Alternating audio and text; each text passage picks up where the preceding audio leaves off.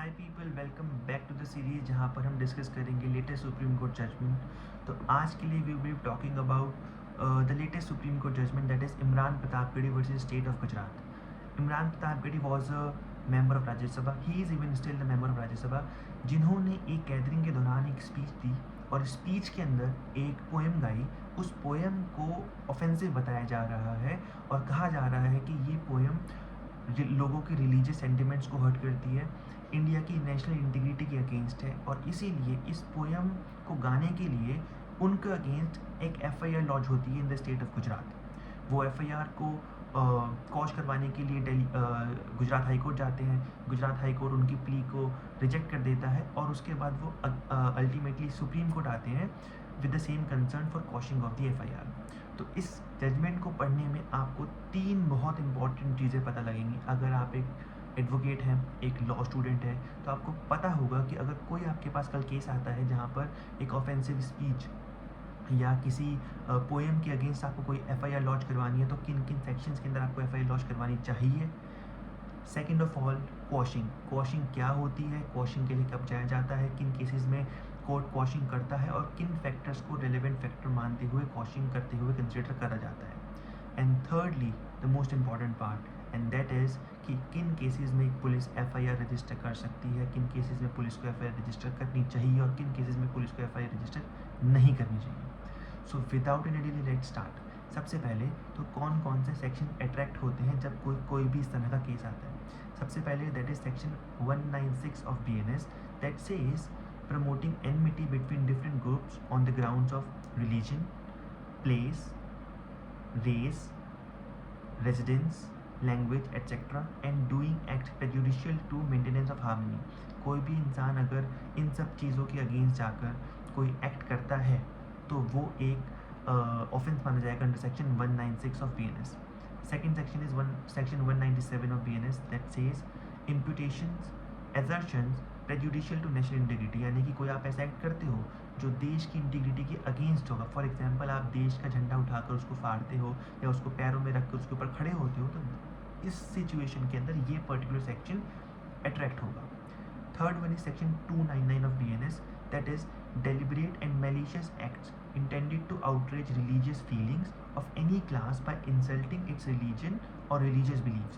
यानी कि आप किसी के कस्टम्स को, किसी के रिलीजियस बिलीव्स को का मजाक बनाते हो, कुछ भी ऐसा एक्ट करके। फॉर एग्जांपल, आप we have seen some cases जहाँ पर गुरुद्वारे के अंदर जाकर कुछ अनएक्सेप्टेबल एक्टिविटीज़ करी गई। इसका मतलब है कि आप उन रिलीजियस सेंटिमेंट्स को हर्ट कर रहे हो related to certain class of people. तो अगर आप कोई ऐसा एक्ट करते हो तो ये पर्टिकुलर सेक्शन अट्रैक्ट होगा।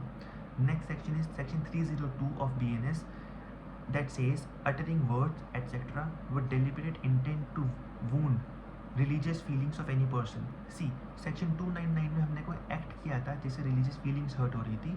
सेक्शन 302 में हम कोई एक्ट नहीं कर रहे हैं, हम अपने वर्ड्स के थ्रू कुछ ऐसी बात बोल रहे हैं जिससे किसी रिलीजियस फीलिंग्स को हर्ट किया जा रहा है।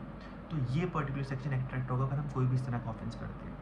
Now lastly, section 57, abetting commission of offence by public or more than 10 people, यानी कि हम कोई ऐसा काम खुद नहीं कर रहे हैं पर लोगों को उकसा रहे हैं या भड़का रहे हैं जिससे लोग जाकर कुछ तोड़ाफोड़ी करें या कोई भी ऐसा एक्ट करें जो कि एक ऑफेंस कहलाया जाएगा। तो इस पर्टिकुलर केस में प्रतापगढ़ी के अगेंस्ट ये 5 सेक्शंस के अंदर एफआईआर लॉन्च हुई थी।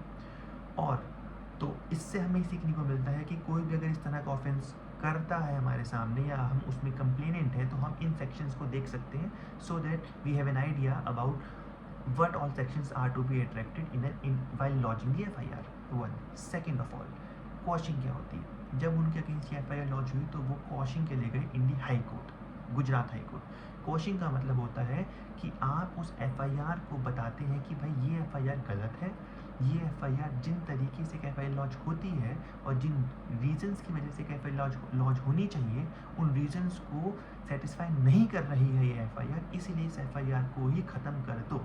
तो बिफोर गोइंग क्वॉशिंग क्या होती है, कैसे होती है, क्यों होती है, हमें पता लगाना पड़ेगा कि एफआईआर कब होती है।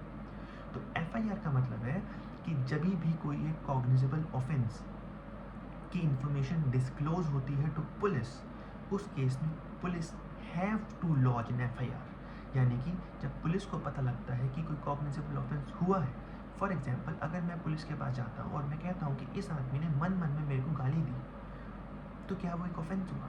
जी नहीं। अगर किसी को मन में गाली देना ऑफेंस नहीं है तो police is not bound by law to lodge an FIR.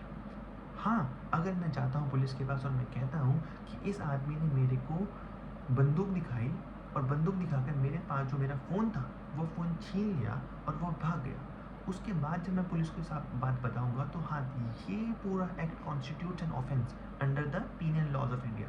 तो हाँ, इन ऑफेंस की इन्फॉर्मेशन जब पुलिस को मिलेगी तो पुलिस को एक एफआईआर लॉन्च करनी ही पड़ेगी। नाउ अगर पुलिस कोई ऐसे केस में एफआईआर लॉन्च कर लेती है जहाँ पर एक ऑफेंस डिस्क्लोज ही नहीं हो रहा, जैसे मैंने एग्जांपल दिया था, कोई मुझे मन में गाली दे रहा है, इस बेसिस पे कोई पुलिस एफआईआर लॉन्च कर लेती है, तो हाँ, उस केस में मैं उस एफआईआर को क्वाश करवाने के लिए हाई कोर्ट जा सकता हूँ। ना क्वाशिंग बहुत सारे रीजन की वजह से होती है, this was just one particular reason because हम इस पर्टिकुलर केस को पढ़ रहे हैं। तो सेम उन्हीं के साथ हुआ, उन्होंने कहा कि क्वाशिंग के लिए जानी चाहिए। क्वाशिंग के लिए हम किन सेक्शंस में जाते हैं? पहले हम जाते थे 482 of CrPC, that is called the inherent parts of the high court. हालांकि अब बिकॉज बीएनएस आ चुका है तो हम बीएनएस में जाते हैं section 528 of BNSS for quashing of the FIR. Now coming on to the most important part कि एफआईआर कब लॉन्च हो सकती है। See section 173 of BNSS that is Bharatiya Nagarik सुरक्षिता संहिता, जो कहता है कि अगर कोई भी कॉग्निजेबल ऑफेंस की इन्फॉर्मेशन डिस्क्लोज होती है to police officer, then police officer is bound to launch an FIR. अब सबसे पहले हमें पता लगाना पड़ेगा कि कॉग्निजेबल ऑफेंस क्या होता है, नॉन कॉग्निजेबल ऑफेंस क्या होता है। अगर मैं ये कहता हूँ कि एक आदमी मेरे पास आया, उसने मेरे को धक्का दिया, तो this particular act constitute the offence of hurt under section 115 of BNS. लेकिन ये सेक्शन कॉग्निजेबल ऑफेंस नहीं है, नॉन कॉग्निजेबल ऑफेंस है, तो इसके लिए पुलिस एफआईआर लॉन्च नहीं कर सकती, उसको मजिस्ट्रेट से परमिशन लेनी पड़ेगी to start investigation in this particular case.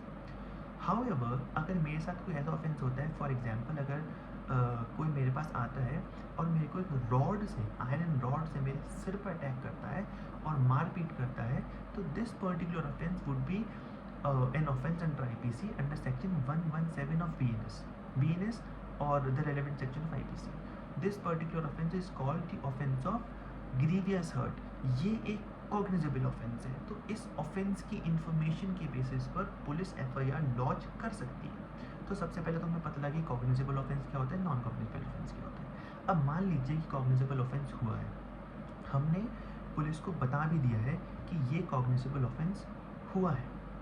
अब पुलिस के पास एक और पावर है, पुलिस एक प्रिलिमिनरी इंक्वायरी कर सकती है टू नो कि भाई इस पर्टिकुलर सिचुएशन के अंदर क्या कोई ऑफेंस एक्चुअली में भी हुआ है या नहीं हुआ है। I will talk about a very renowned case, that is the case of Lalita Kumari, जहाँ पर सुप्रीम कोर्ट ने कहा था कि जब पुलिस को पता लगता है कि कोई कॉग्निजेबल ऑफेंस हुआ है, उसकी इन्फॉर्मेशन से एक ऑफेंस की डेफिनेशन में वो इन्फॉर्मेशन आती हो, तो उसको एफआईआर लॉन्च करनी ही पड़ेगी।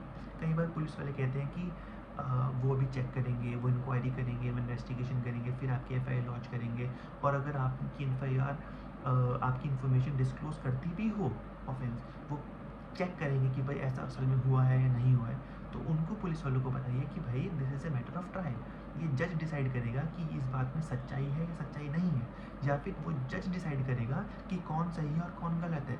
आप पुलिस वाले हैं, आप जज का काम मत करें, आपका काम है कि एक इन्फॉर्मेशन मिली, अगर वो इन्फॉर्मेशन एक ऑफेंस की इंग्रेडिएंट्स को कंप्लीट करती है तो उस इन्फॉर्मेशन के बेसिस पर एफआईआर लॉन्च करिए और केस को आगे बढ़ाइए। One thing. सेकेंड पार्ट जो कि बहुत इंपॉर्टेंट पार्ट है, एंड दैट इज़ कि कुछ ऐसी इन्फॉर्मेशन होती है जिसको पुलिस ऑफिसर को सोचना पड़ेगा और उसके बाद एक कंक्लूजन पर आना पड़ेगा कि क्या कोई ऑफेंस हुआ भी है या नहीं हुआ है। For example this particular case, अब मान लीजिए कोई एक पोएम किसी ने गाई और वो पोएम ऐसी गाई कि अगर आपको कोई अटैक करे या आपके ऊपर कोई अटैक करे तो आप उसको ऊपर अटैक मत करो, आप उसको प्यार से जवाब दो। जब आप उसको प्यार से जवाब दोगे तो उसको समझ आएगा कि वो गलत था। इस पर्टिकुलर पोएम के अंदर, इस पर्टिकुलर लाइन के अंदर कोई भी ऑफेंसिव बात नहीं है, हम किसी से लड़ाई झगड़े की बात नहीं कर रहे हैं, हम मारपीट की बात नहीं कर रहे हैं, हम आउटरीच मचाने की बात नहीं है सोसाइटी में, हम किसी को भड़का नहीं रहे हैं।